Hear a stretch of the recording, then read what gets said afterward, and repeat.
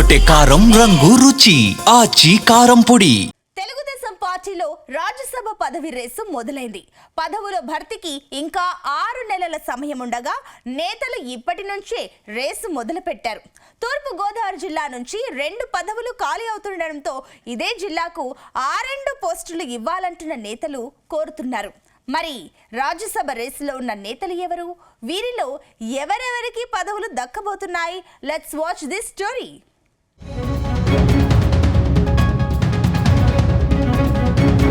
వచ్చే ఏడాది అధికార పార్టీలో కొలువుల జాతర మళ్లీ మొదలు కాబోతోంది. వచ్చే ఏడాది రాజ్యసభకు ఉమ్మడి తూర్పుగోదావరి జిల్లా నుంచి 2 పదవులు ఖాళీ అవుతున్నాయి. గత వైసీపీ ప్రభుత్వ హయాంలో అప్పట్లో బిఆర్ అంబేద్కర్ కోనసీమ జిల్లాకు చెందిన పిల్లి సుభాష్ చంద్రబోస్, గుంటూరుకు చెందిన మోపిదేవి వెంకటరమణను మంత్రి పదవులు తప్పించి రాజ్యసభకు పంపించారు. ప్రస్తుతం పిల్లి సుభాష్ చంద్రబోస్ ఇంకా వైసీపీలోనే కొనసాగుతున్నారు. కానీ మోపిదేవి మాత్రం రాజ్యసభ సభ్యత్వానికి రాజీనామా చేసి టీడీపీలో చేరిపోయారు. ఆ సీటును గత ఏడాది పారిశ్రామికవేత్త సానా సతీష్కు కేటాయించారు. ఈ రెండూ కూడా వచ్చే ఏడాది జూన్ నాటికి ఖాళీ అవుతున్నాయి.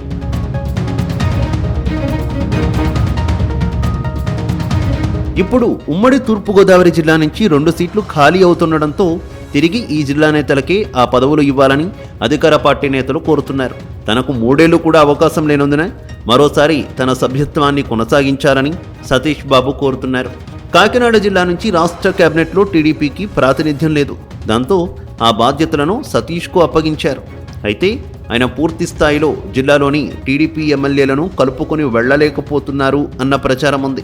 ఆయన ఎంపీ కాకముందు వరకు తెరచాటు రాజకీయాలు మాత్రమే చేశారు. అంతేకాకుండా ఇప్పటికీ వైసీపీ నేతలతో ఆయనకు వ్యాపార సంబంధాలు ఉన్నాయి. కాకినాడ జిల్లాలో 7 అసెంబ్లీ స్థానాలు ఉంటే 2 జనసేన, 5 టీడీపీ ఎమ్మెల్యేలు ఉన్నారు. ఈ 5 ప్రత్తిపాడు ఎమ్మెల్యే మినహా మిగిలిన కాకినాడ సిటీ, తుని, పెద్దాపురం, జగ్గంపేట ఎమ్మెల్యేలు ఆయన కంటే సీనియర్లు. తుని ఎమ్మెల్యే జూనియర్ అయినప్పటికీ ఆమె తండ్రి యనమల రామకృష్ణుడు పార్టీ ఆవిర్భావం నుంచి ఉండడమే గాక మొన్నటి ఎన్నికల వరకు పార్టీలో నెంబర్ 2గా ఉన్నారు.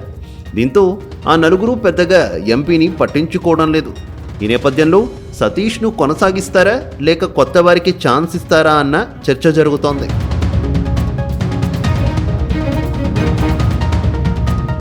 ఇక కాపు సామాజిక వర్గానికి చెందిన చిక్కాల రామచంద్రరావు ఈసారి తనను రాజ్యసభకు పంపాలని కోరుతున్నారు. గతంలో ఈయన తాళ్లరేవు నుంచి 5 సార్లు ఎమ్మెల్యేగా, 2 దఫాలు మంత్రిగా, ఓసారి ఎమ్మెల్సీగా పనిచేశారు. అంతేకాదు తెలుగుదేశం పార్టీకి వీర విధేయుడు. పదవులతో, హోదాతో సంబంధం లేకుండా పార్టీలో కొనసాగుతున్నారు.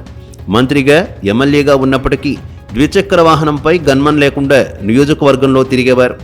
చిక్కాల రామచంద్రరావు ఓ రోల్ మోడల్ అని, ఆయనను చూసి నేర్చుకోవాలని ఎన్నోసార్లు చంద్రబాబు బహిరంగ సభల్లోనే చెప్పారు. 5 సార్లు ఎమ్మెల్యేగా, 1 సారి ఎమ్మెల్సీగా పనిచేసిన చిక్కాలకు రాజ్యసభ ఇస్తే పార్టీకి మరింత గౌరవం రావడంతో పాటు కాపు సామాజిక వర్గం అండగా ఉంటుందని ఆయన అనుచరులు చెబుతున్నారు.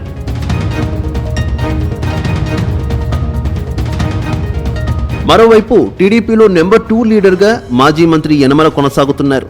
గతంలో స్పీకర్, ఆర్థిక మంత్రి, శాసనమండలి ప్రతిపక్ష నేతగా, పబ్లిక్ అకౌంట్స్ కమిటీ చైర్మన్గా పూర్తిగా కేబినెట్ హోదాలోనే పనిచేసిన యనమల తనకు రాజ్యసభ ఇవ్వాలని కోరుతున్నారు. ఇటీవల ఆయన ఓ బహిరంగ సభలో తనను పెద్దల సభకు పంపమని స్వయంగా కోరారు. అయితే ఆయనను పార్టీ పట్టించుకోవడం మానేసింది. ఆయన సోదరుడు యనమల కృష్ణుడు వైసీపీలో కీలకంగా ఉండడంతో పాటు గత కొంతకాలంగా తునిలో పార్టీ ఎదగలేని పరిస్థితి ఉందన్న ప్రచారంతో ఆయనను పక్కన పెట్టేశారు. అంతేకాకుండా మంత్రి పదవి ఇవ్వకపోవడంతో కాకినాడ ఎస్ఈజెడ్ పేరిట ఆయన కమ్మ సామాజిక వర్గాన్ని టార్గెట్ చేస్తూ డిప్యూటీ సీఎం పవన్ కళ్యాణ్ని వ్యతిరేకిస్తూ ఒక లేఖ రాశారు.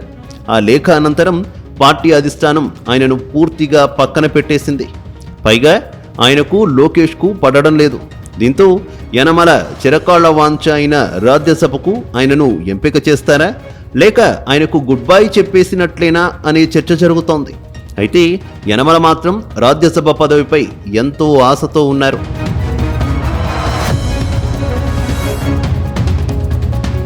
ఇదిలా ఉంటే కాకినాడ జిల్లా పిఠాపురం అసెంబ్లీ నియోజకవర్గంలో ఎస్వీఎస్ఎన్ వర్మ కీలక లీడర్. గత అసెంబ్లీ ఎన్నికల్లో తన పిఠాపురం సీటును పవన్ కళ్యాణ్ కోసం త్యాగం చేశారు. దాంతో రాజ్యసభ పదవిపై ఆయనకు కొత్త ఆశలు చిగురిస్తున్నాయి. గతంలోనే ఓ సముచిత స్థానం కల్పిస్తామని స్వయంగా చంద్రబాబు, పవన్ కళ్యాణ్ హామీ ఇచ్చారు. కానీ ఇప్పుడు వర్మను ఎవరూ పట్టించుకోవడం లేదు.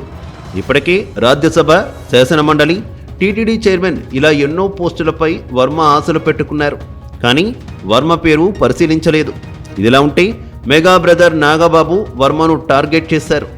అదేవిధంగా జిల్లా ఇన్ఛార్జ్ మంత్రి, పురపాలక శాఖ మంత్రి పొంగూరి నారాయణ కూడా వర్మను పక్కన పెట్టేశారు. ఆయన పిఠాపురంలో ఎలాంటి పనులు చేయడానికి లేదు.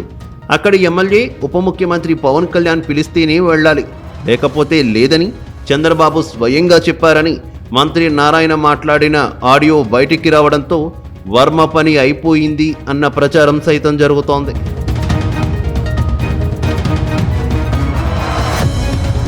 ఇటీవల పిఠాపురం టీడీపీ ఇన్ఛార్జ్ ఎస్విఎస్ఎన్ వర్మను విశాఖకు పంపుతారన్న ప్రచారం జరుగుతోంది. కానీ వర్మ మాత్రం ఈసారి ఖచ్చితంగా తనకు రాజ్యసభ దక్కుతుందని ఆశలు పెట్టుకున్నారు. అయితే 4 సీట్లు ఖాళీ అవుతుండగా 2 సీట్లు ఉమ్మడి తూర్పు నుంచి ఖాళీ అవుతున్న నేపథ్యంలో జిల్లాకు చెందిన యనమల రామకృష్ణుడు, చిక్కాల రామచంద్రరావు, ఎస్విఎస్ఎన్ వర్మ ఆశలు పెట్టుకున్నారు.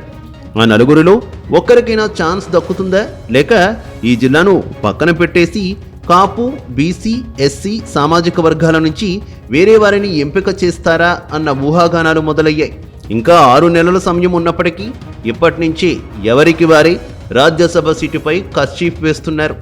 ఆ సీటు ఎవరికి దక్కుతుంది అన్నది సస్పెన్స్గా మారింది.